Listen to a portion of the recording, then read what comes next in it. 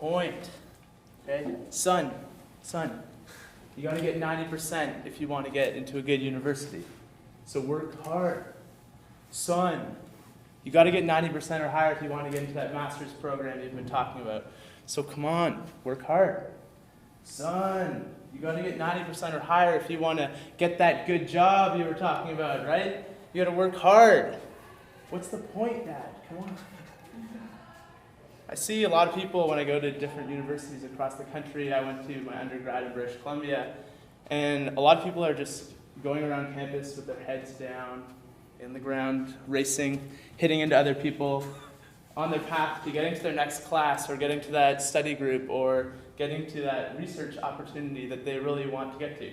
But then I have to ask, what's the point, you know? Why am I even talking to you, giving this presentation? Why did I put that effort in? Why are you guys even here listening? So I want to start off by getting you guys to turn to someone who's beside you, or get near to someone else if you're alone, and discuss with that person, why are you even at this talk today? Why are you at the student talks?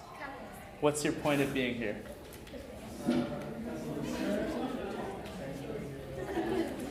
So is anyone willing to share why they're here with everyone else?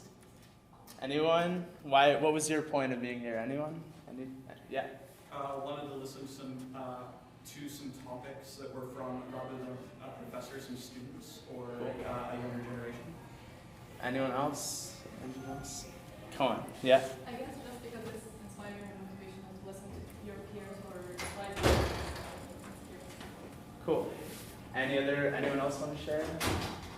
Anyone? Yeah. I just wanted to see what people would come up with when they have like freedom to do anything.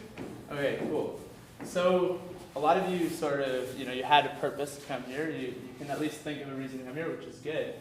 And I think that's like a question where we can start. But if we want to dive deeper, I feel like it's worth also asking, why is that the point? So we know what our point is now. Maybe our point was we wanted to listen to other students. We were really curious about what they had to say. We wanted to come here and be inspired. But why is that? Why is that your point? Why is that why you came here? Is it like you feel a duty to do that? Is it just the norm? Or is it like something that you desire to be the way that you want to live your life?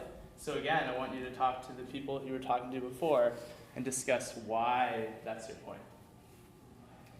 Like go a level higher? Yeah, another level of thought. Okay, has everyone had a chance to think about it a little bit? Anyone want to share why it was that they had their reason to come here? Anyone? David? Well, my first answer was that as the organizer, I enjoy seeing people come together over the same activity. That gives me joy. So I tried to think deeper about that. And my answer was that I think I just feel that people in general are meant to be connected. They're not meant to put their heads down and bump into stuff, as you put it. So yeah, that's sort of my highest level why. Cool. Do we have a hand over here? Oh, I was gonna say that, usually I don't, these days, it's getting cold and the sun's not coming out and everybody's looking like, and, before this event, I was like, oh, I don't want to go, and, I'm not feeling well. But I know that as human beings, when we're together, we're gonna, we feel like we're not isolated, and usually it makes everything better. So, cool. Here. Anyone else? All right, so there's going to be one more question. You know what your point was, you know what you're here, but the third question is, who chooses that point? So do you feel like you chose that would be why you come here? Do you feel like there are other things influencing you? Discuss again with the people beside you.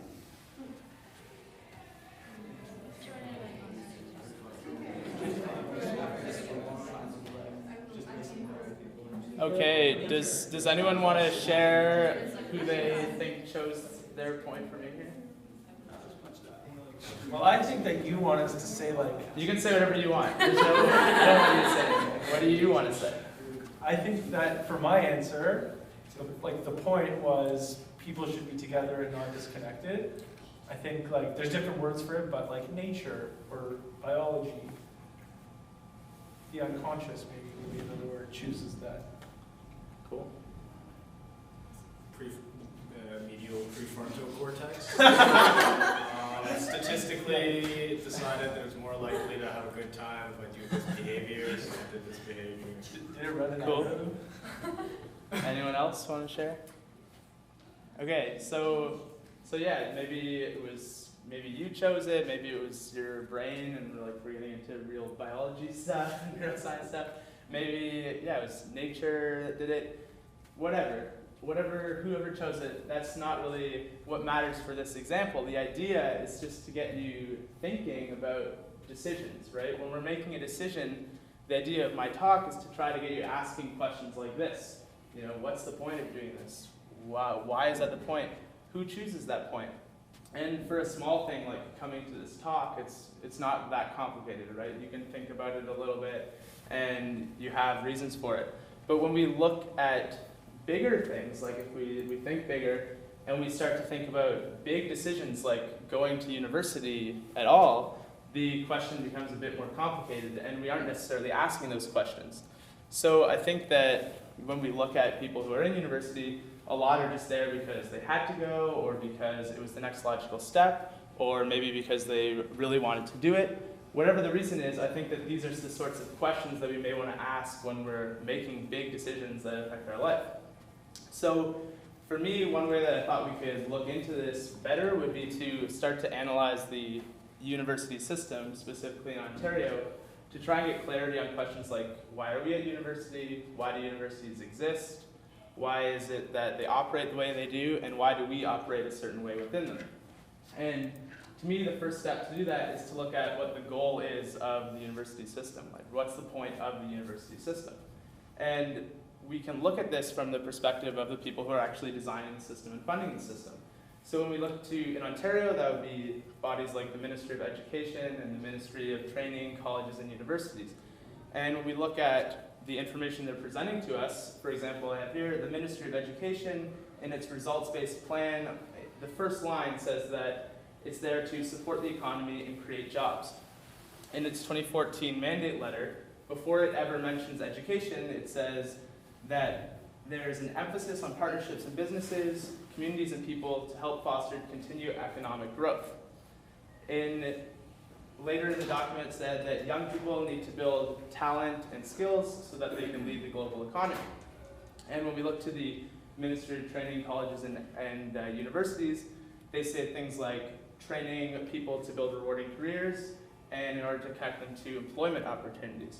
So if we also look at this body, it's running Employment Ontario, which is like just job creation, and it's developing directions for our universities and giving funding to our universities. So in a way, it has a lot of influence over what's happening at universities. So I would argue that if we simplify this goal, it's not the full goal, but if we simplify it, the goal of our education system is so that people will graduate. These are some not so happy York students. And then they'll get a job and contribute to our economic prosperity, all looking so happy and multicultural. So that's the simplified goal. And in a way, by being part of this system, we follow that goal. And I'm not saying that's a good thing or a bad thing, but I'm just wondering why we follow that goal. And I think that even if you disagree with the ends of the system, economic growth, which is what I felt like it said from the information I was reading, there still are a lot of benefits for going along with what the system is doing and what it has to offer. And I think that the best way we can look into that is by starting to try to understand what the idealized behavior is in the system. So it's easy, if we know what the ideal behavior is around us, it's easier to operate with that ideal behavior. It's like a social norm. If we have a social norm, it's easier to operate within that rather than fighting against it. So if we can start to understand what's idealized in our education system, we can start to understand sort of what behaviors we're more likely to take as our default path if we aren't really thinking consciously about each act that we do. So to me, I think that rationality is something that's really idealized in our education system. The rational being is someone who's logical, consistent, self-interested. They'll make calculations when they're making their decisions. They'll use evidence they'll use evidence to back all of their decisions. And on the other side is this idea of irrationality, which is emotional and very sporadic and reactive, and that's sort of considered worse in some ways in our system. So in a way, we're defining rational, we're defining the ideal of good behavior so that it fits our end goal of having economic growth. People will be rational, they'll go through the system, and they'll reach this end. But if we want to go a step further to try and understand why we do that, we, I think, have to understand how we're actually designing our education system so that it incentivizes rational behavior, right? It's one thing just to say rational behavior is good, but to get people to actually follow that, you need to give incentives.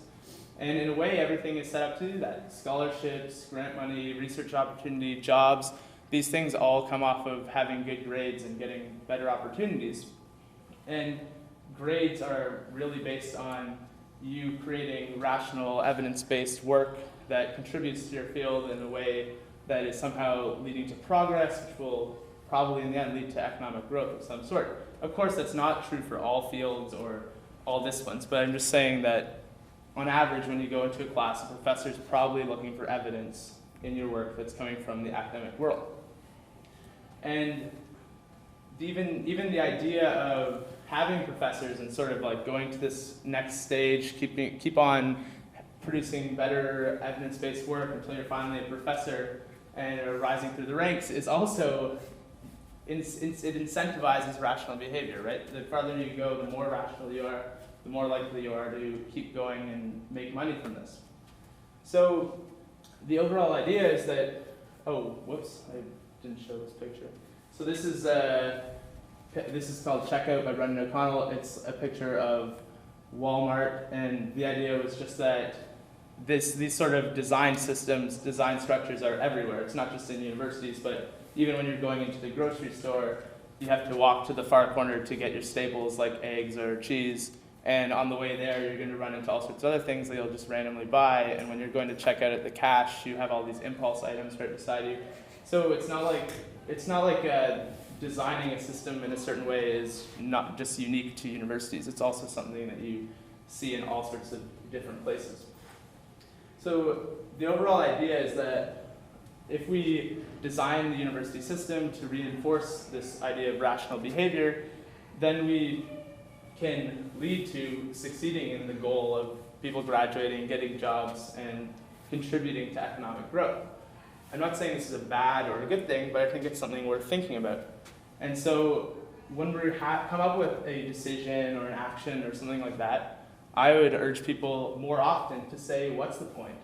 And then once they think about what the point is of what they're doing, go one step further and say, who's choosing that point? Is it something where I'm being influenced by the system set up around me to act in a certain way? Are the incentives that I'm being offered really incentives that I want, or are they incentives that are just idealized in our cultures? Who is actually influencing me to act this way? And I think that finally, if we want to live a more meaningful life, if we want to live a life where, at least for me, I feel like if I know why I'm doing something or what the purpose is in doing something, I feel like I'm more fulfilled. Then I would ask the question, what's your point, right? And that's sort of what I see as being important in guiding our actions, in guiding our decisions, and living our lives as we go forward. Thank you.